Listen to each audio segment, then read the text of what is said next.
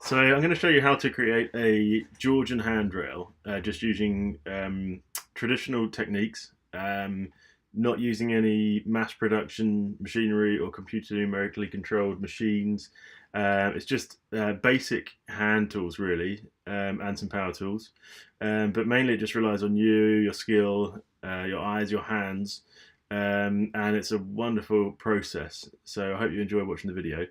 Um, just to give you a little brief, here is a Georgian handrail, and you can see that it kind of looks like it's created out of a single piece of timber, which of course is impossible. But there's a little bit of trickery involved, which I think is why people find these handrails quite fascinating. Now at the top you can see that it's got a scrolling twist, and at the base it's got a curved wreath or a volute, which adds a bit of style but also strength. Here is the staircase that we're going to fit the handrail to. It's going to be interesting because it changes direction multiple different ways. First thing to do is to cut a couple of spindles, which you use just to install some block straight parts of the handrail where there's going to be no curves or additional work to be done, like so. Once we've got the straight parts of the handrail in place, we can cut some intermediate blocks. Now these are the blocks that are actually going to be shaped back in the workshop. So they've got to be quite a lot larger than a standard handrail, as you can see. Now the best thing to do then is to glue them and screw them in place, like so.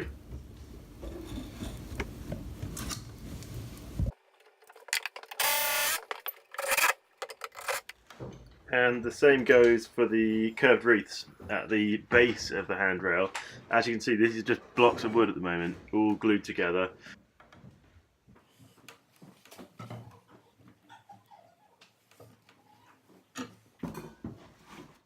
Then, using a permanent pen, just mark up the rail. Mark up roughly where you're going to cut it.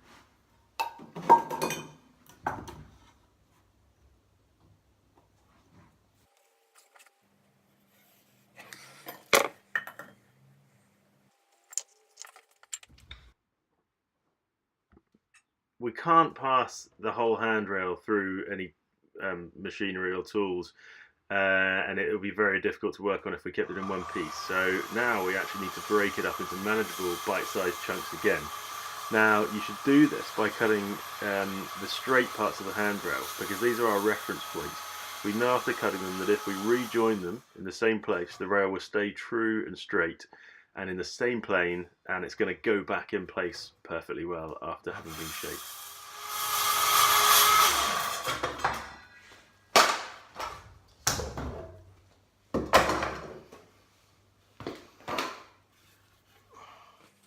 So it should be said here that I'd usually use an extractor, but the extractor hose is quite cumbersome and gets in the way of the required accuracy.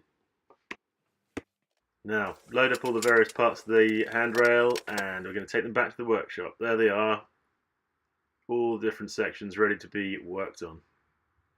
The first thing we'll do is work on a curved wreath, the volute, at the base of the rail. And you can see the markings that we put on there. All we need to do is cut them out using a bandsaw.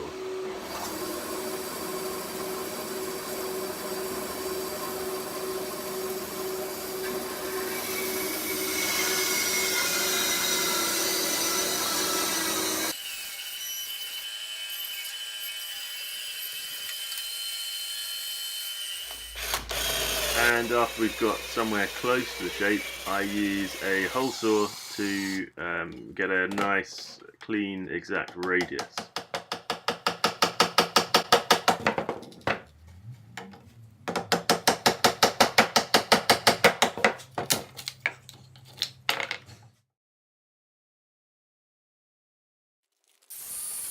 For the next stage, I use a 4.5-inch grinder with a 40 grit flat disc.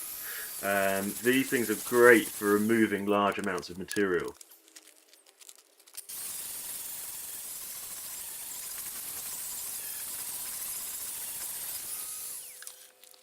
you can see that the volute is getting there in terms of its shape, but it's still got a long way to go. So these intermediate pieces of the handrail are really interesting because they have to change direction in 3 different planes. First of all, it has to come down, and then it has to send itself off again towards the lower rail, but also it has to twist at the same time.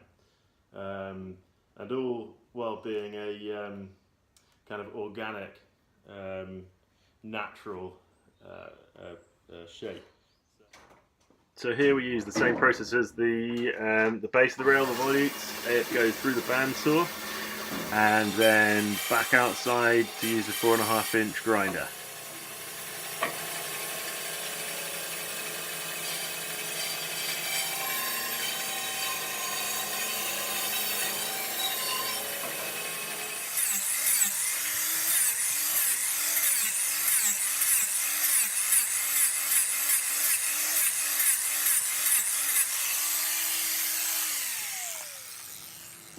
Coming along quite nicely now, as you can see.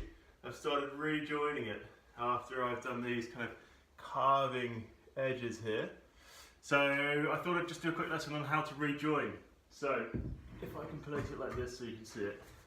Now this is the bottom of the stair rail. You can see here I've marked it. That's number 3, piece number 3, and it's got an arrow pointing that way saying up, which means the staircase goes that way. And here's number 2, and that says up this way, so it's got to go like this so that it runs all the way through. All I need to do is mark them up first of all, so that ultimately I can get a screw to sit pretty much bang in the middle of the 2 pieces.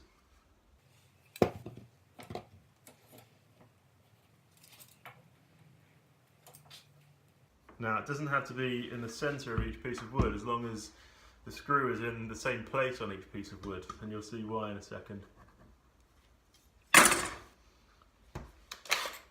Do a little pilot hole.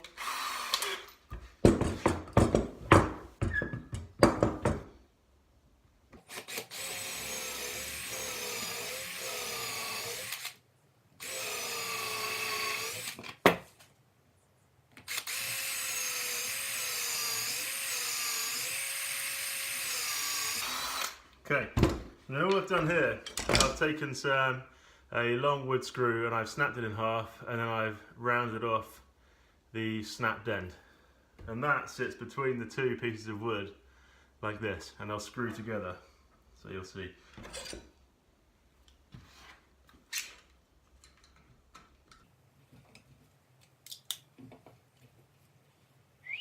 So just screw into this end.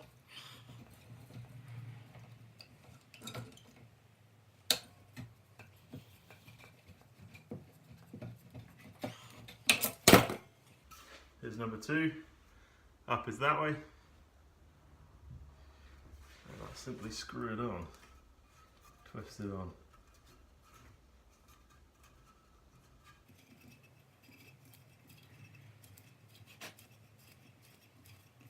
Okay, we're getting pretty close to the end, so some glue, polyurethane adhesive,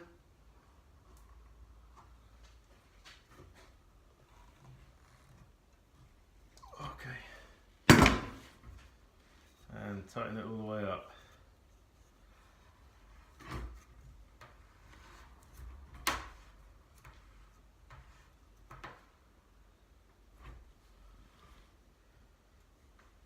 Okay, and that is pretty close. So now all I've got to do is let the glue go off, and that'll be nice and strong. So you will have noticed so far that the handrail is just large blocks of wood really. It doesn't look or won't feel like a handrail at all, so you've got to use router bits like these to actually shape it.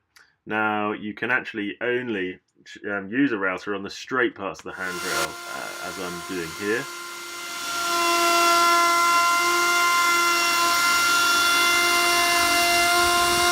So now that we've routed all of the areas that we can, we're left with the areas that we can't get the router into. So what we've done here is marked them up. You can see this groove. All I've done is I've pencil marked it through that joint there that's turning in 2 different directions. And what I'll do now is use the grinder again to pull that radius back in.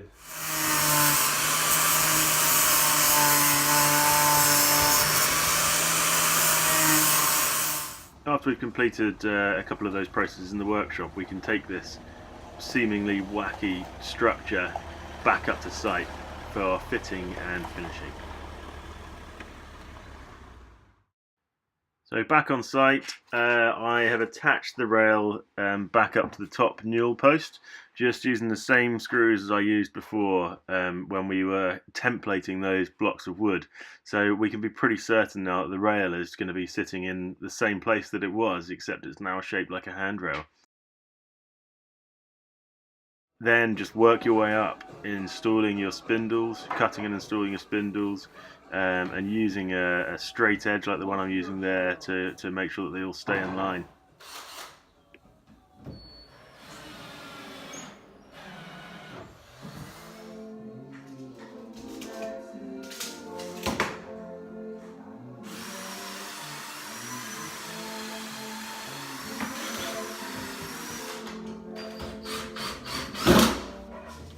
Once you've got the handrail in place, you can give it a nice sanding, just with a light sandpaper.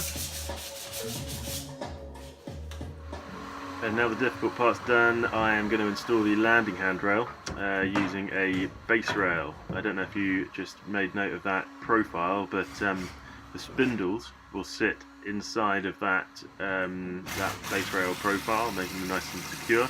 And between the spindles, we're going to be putting sapele spacers, which we are just cutting here. And as you can see, we put a block in the saw to make sure that all of the spacers are exactly the same, so the spindles will be the same distance apart.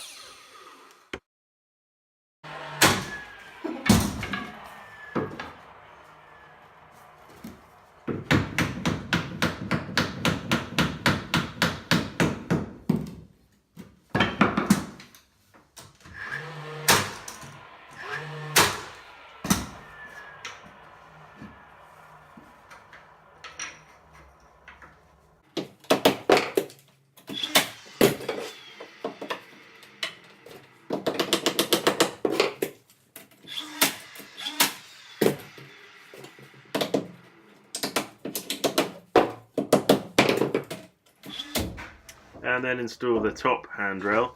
I do so using a pocket hole jig. I use a pocket hole jig also to attach the top of the spindles.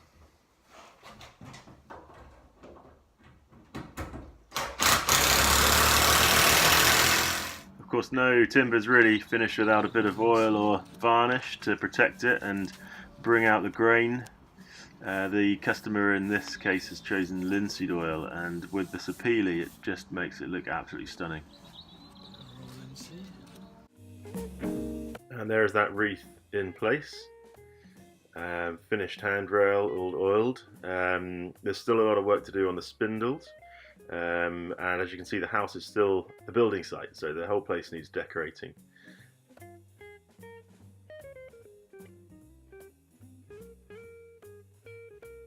And you can see that I also made a baby gate to match, because the customer has a growing family. They're going to paint the external part of the stairs and put a carpet runner down to finish them off. So thanks for watching. I hope you learned something. If you think I can learn something too, then please comment below. I'll be interested to see what anyone has to say. And please do follow us on Facebook and Instagram using the relevant links.